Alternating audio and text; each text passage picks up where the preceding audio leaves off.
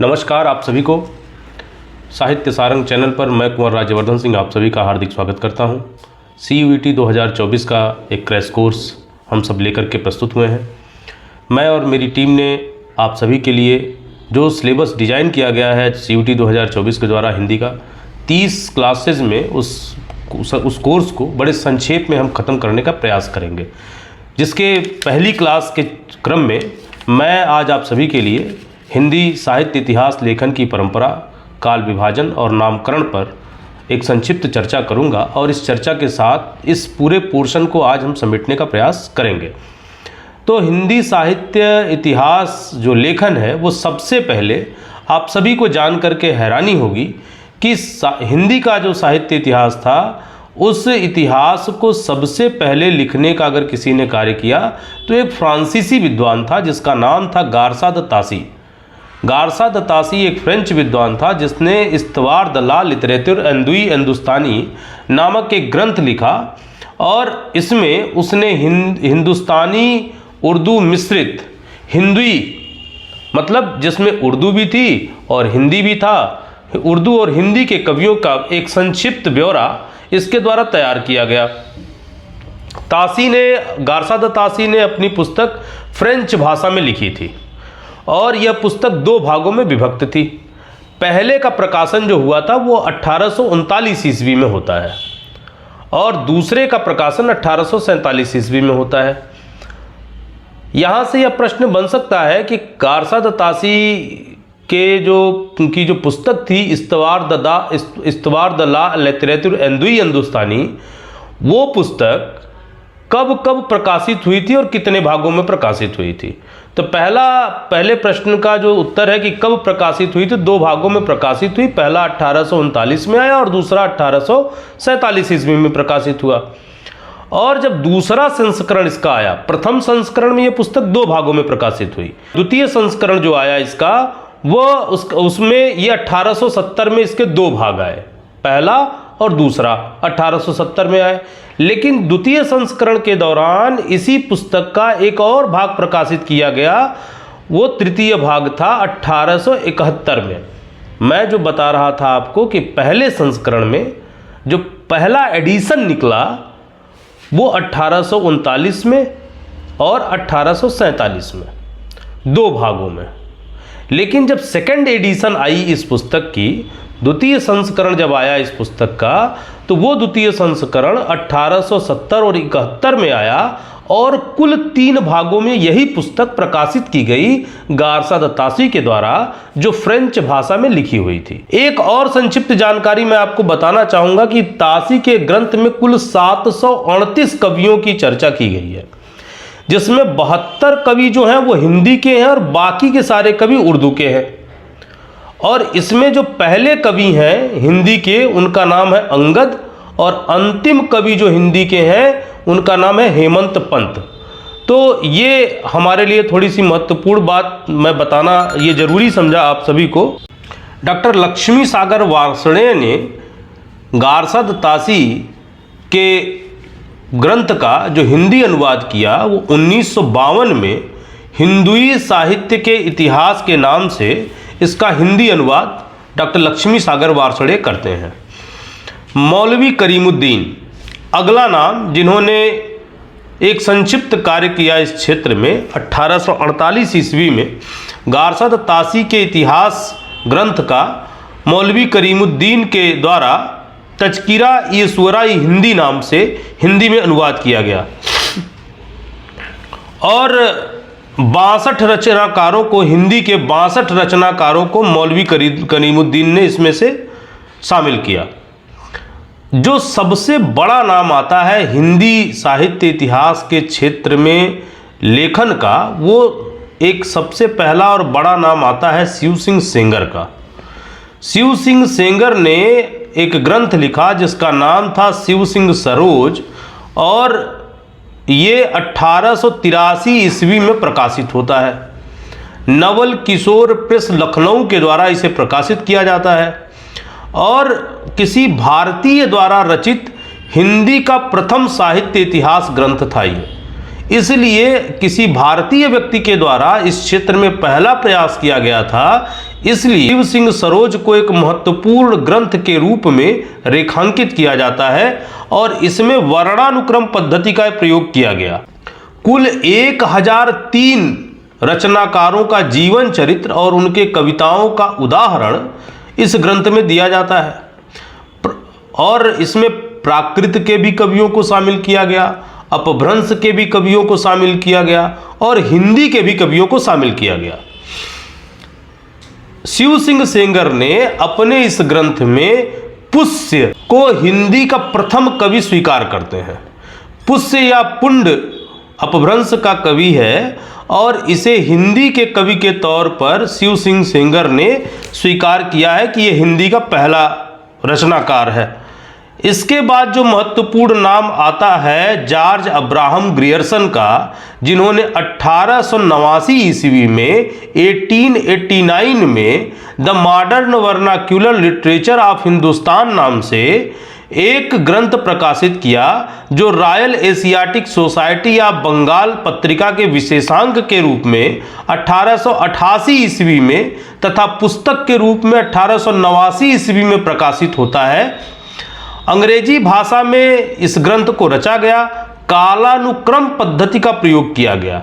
इस ग्रंथ की जो सबसे बड़ी विशेषता थी, एक एक अध्याय का इसमें काल विभाजन किया गया और एक निश्चित समय में एक निश्चित तरह के साहित्य को पढ़ने की व्यवस्था की गई।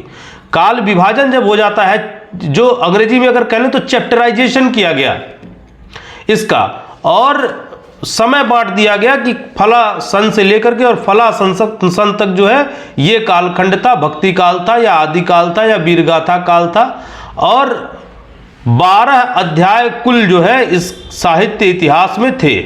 इसमें हिंदी साहित्य का जो विकास क्रम है, जिसे मैं बता रहा हूं कि कालखंडों में बांटा गया, तो 11 कालखंडों में 11 युगों में ये पूरा का पूरा साहित्य बांटा गया और जिसे आचार्य रामचंद्र शुक्ल जो है वो केवल अध्याय मात्र मानते हैं। भक्ति काल को डॉक्टर ग्रियर्सन ने ईसाइयत की देन माना है और हिंदी साहित्य का जो भक्ति काल है उसे स्वर्ण काल के रूप में उन्होंने देखा है। उन्होंने कहा है कि भक्ति काल स्वर्ण काल है। अगली जो महत्वपूर्ण रचना है इस क्रम में, मिश्र बंधु विनोद। ये 3 भाई थे, श्याम बिहारी मिश्र, गणेश बिहारी मिश्र और सुखदेव बिहारी मिश्र। ये 3 मिश्र भाइयों ने मिलकर के मिश्र बंधु विनोद की रचना करी, जो हिंदी साहित्य इतिहास में एक महत्वपूर्ण कड़ी, एक महत्वपूर्ण भूमिका निभाता है यह ग्रंथ। इसमें जो ये ग्रंथ जो है वो 4 भागों में लिखा गया। इसके प्रथम 3 भाग जो थे वो 1913 ईस्वी में लिखे गए और जो चौथा भाग था वो 1934 ईस्वी में लिखा गया।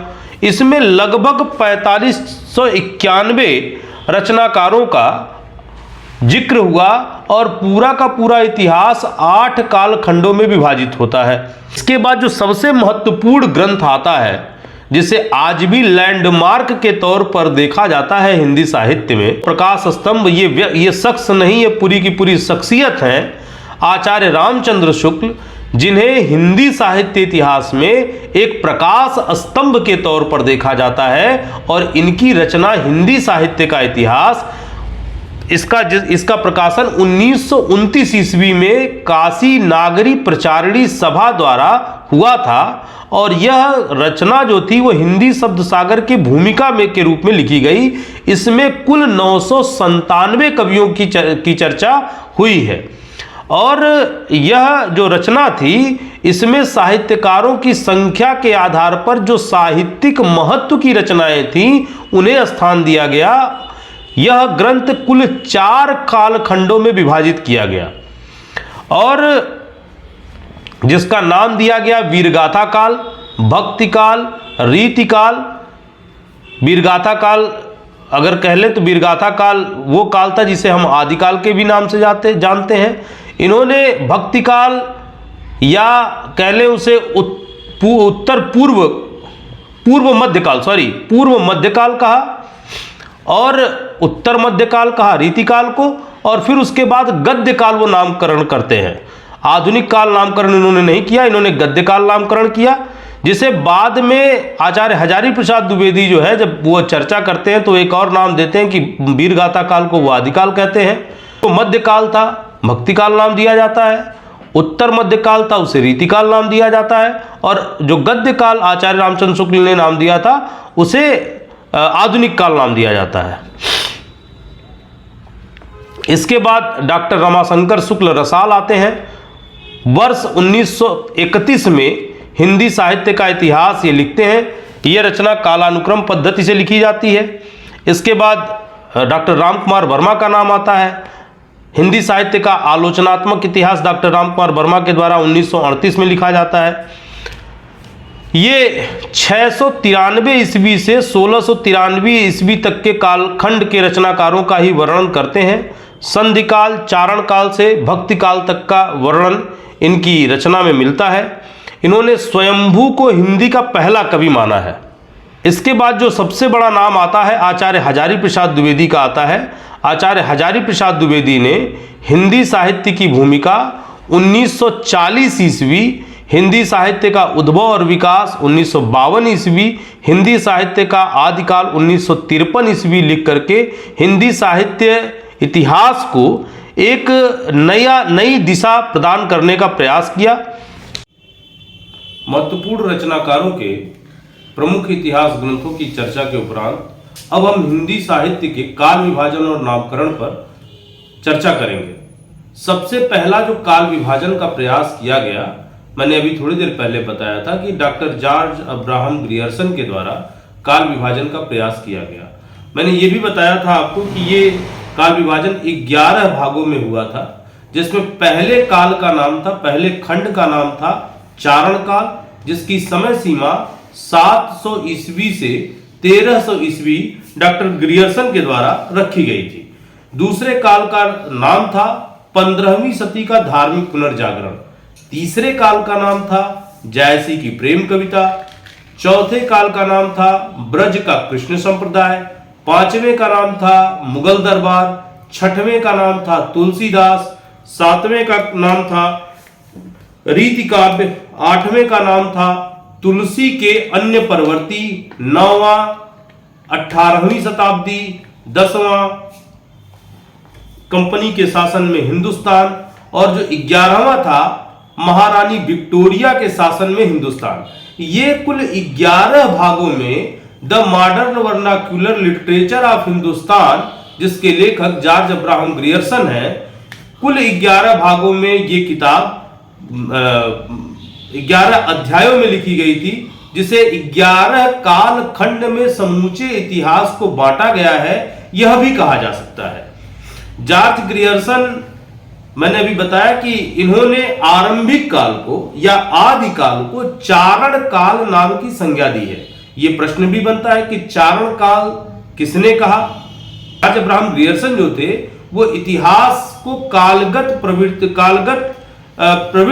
प्रवृत्तिगत काल विभाजन के लिए भी जाने जाते हैं। इसके बाद मिस्र बंधुओं का नाम आता है। मिस्र बंधुओं ने, मैंने बताया कि कुल 8 भागों में अपने इतिहास ग्रंथ को बांटा है, 8 काल खंडों में बांटा है, जिसमें पहला नाम था प्रारंभिक काल।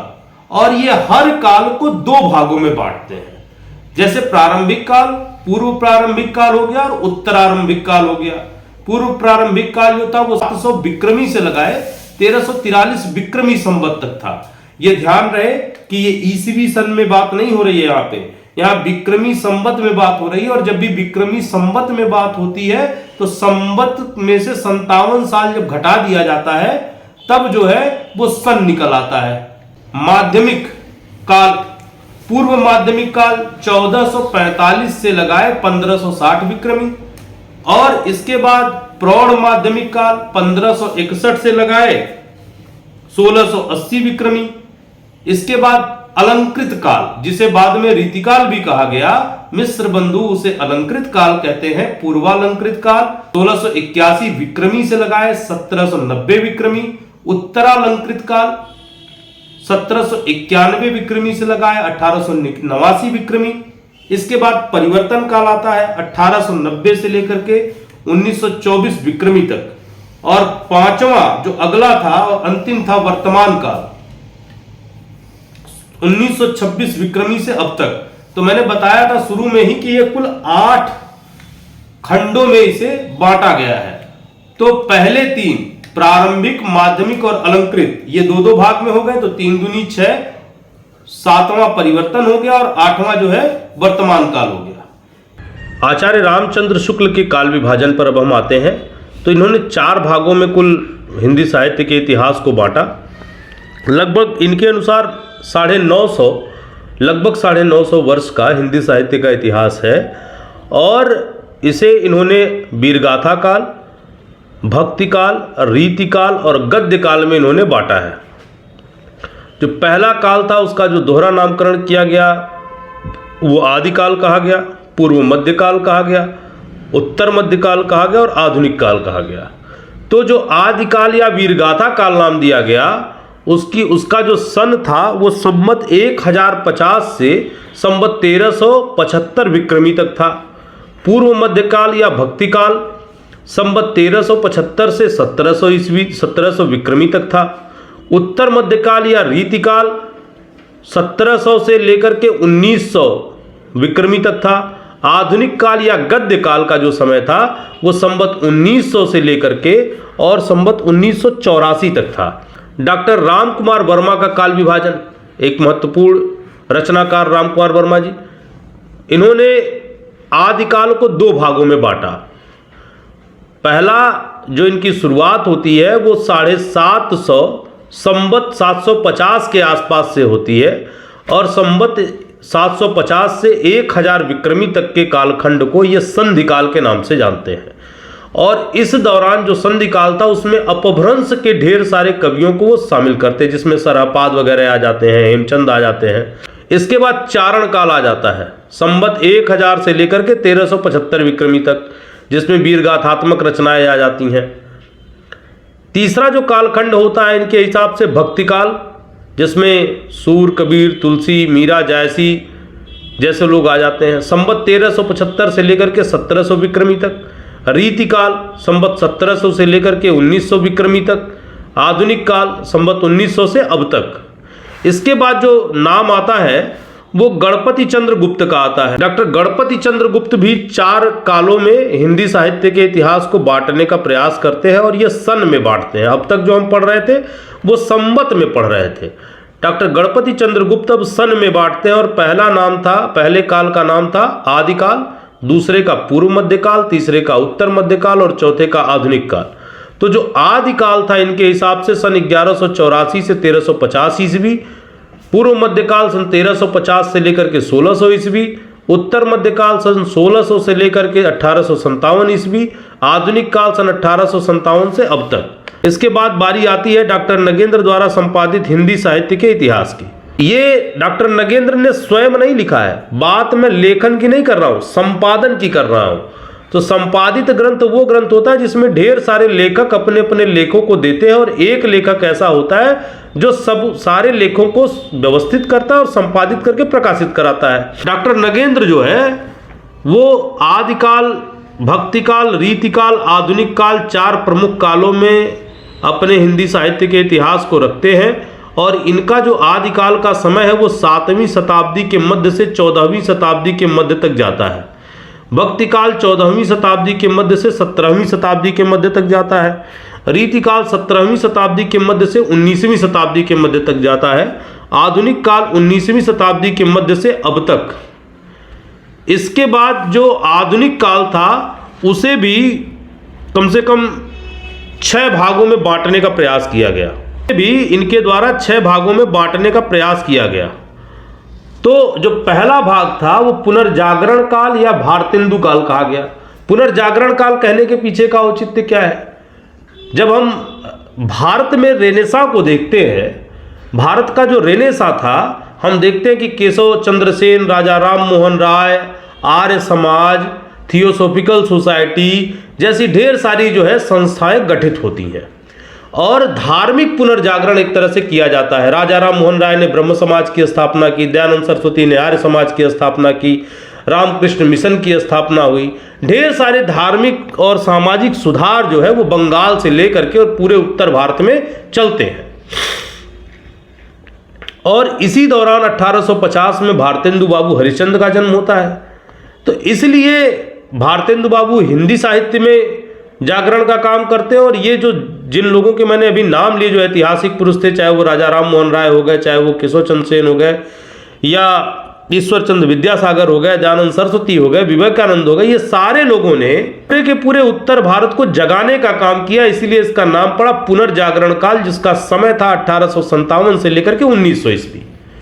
इसके बाद दूसरा जो कालखंड इंद्र जी ने नाम दिया जागरण सुधार काल या द्विवेदी काल, 1900 से लेकर के 1918 ईस्वी। जागरण सुधार काल इसे कहा, और द्विवेदी युग इसलिए कहा गया क्योंकि महावीर प्रसाद द्विवेदी ने सरस्वती पत्रिका के माध्यम से इस समय ढेर सारे लेखकों को हिंदी में कविताएं, कहानियां और लेख लिखना सिखाया।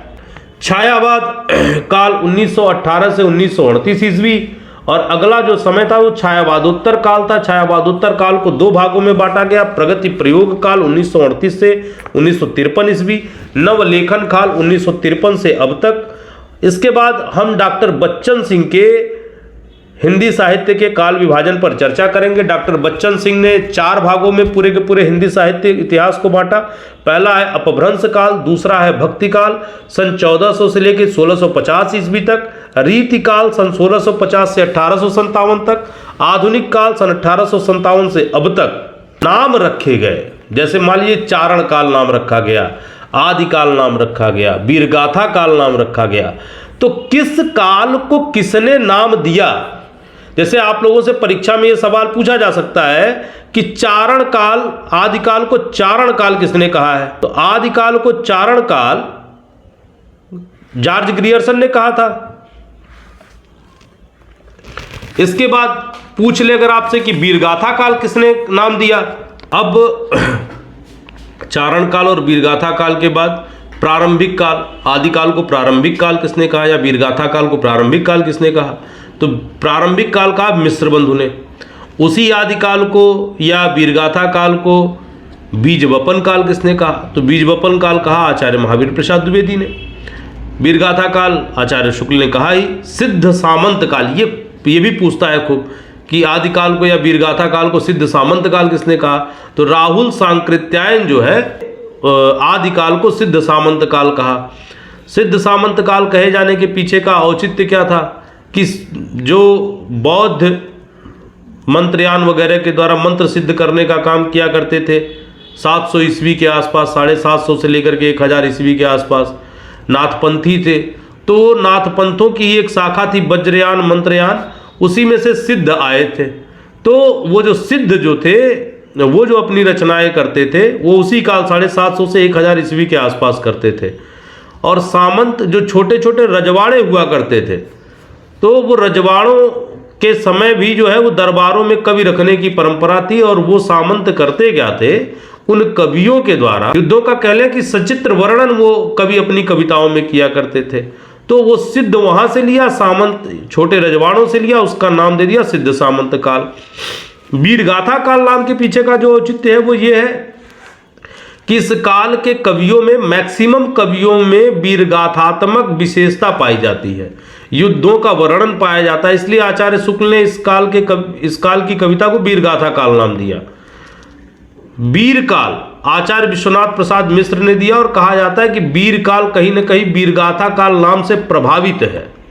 संधि काल एवं चारण काल, तो चूंकि अपभ्रंश प्राकृत की परंपरा का संधि स्थल था 700 ईस्वी के आसपास का समय, तो इसलिए उसे संधि काल नाम दिया गया। चारण कवि जो है वो वीरगाथात्मक रचनाएं रचने वालों कवियों को जो है वो चारण कवि कहा गया। एक और नाम आता है आदिकाल, जिसकी मैं चर्चा कर रहा था, हजारी प्रसाद द्विवेदी ने नाम दिया है। ये नाम बड़ा समेकित नाम है, क्योंकि जितनी प्रवृत्तियां हैं इस काल की, चाहे वो इस काल की भक्तिमय रचनाएं हो गई, चाहे वो इस काल की श्रृंगारिक रचनाएं हो गई, चाहे वो इस काल की वीरगाथात्मक रचनाएं हो गई, चाहे इस काल की वो फुटकल रचनाएं हो गई, जैसे अमीर खुसरो जैसे लोग आ जाते हैं, जैसे विद्यापति जैसे लोग आ जाते हैं, तो आदिकाल एक ऐसा सटीक नाम है इस काल के लिए कि जो हर तरह की विशेषताओं को अपने भीतर समाहित कर लेता है, और इसीलिए आचार्य हजारी प्रसाद द्विवेदी के द्वारा दिया गया आदिकाल नाम वो सर्वमान्य सिद्ध होता है। एक और नाम दिया गया सुमन राजे के द्वारा, जिसका नाम था आधार काल। रीति काव्य नाम दिया गया जॉर्ज ग्रियर्सन के द्वारा रीतिकाल का। अलंकृत काल नाम दिया गया मिश्र बंधु के द्वारा। रीतिकाल आचार्य रामचंद्र शुक्ल के द्वारा कहा गया।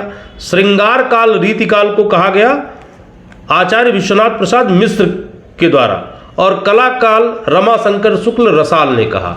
अब रीतिकाल नाम कैसे पड़ा, तो रीति जो है वो एक परिपाटी है।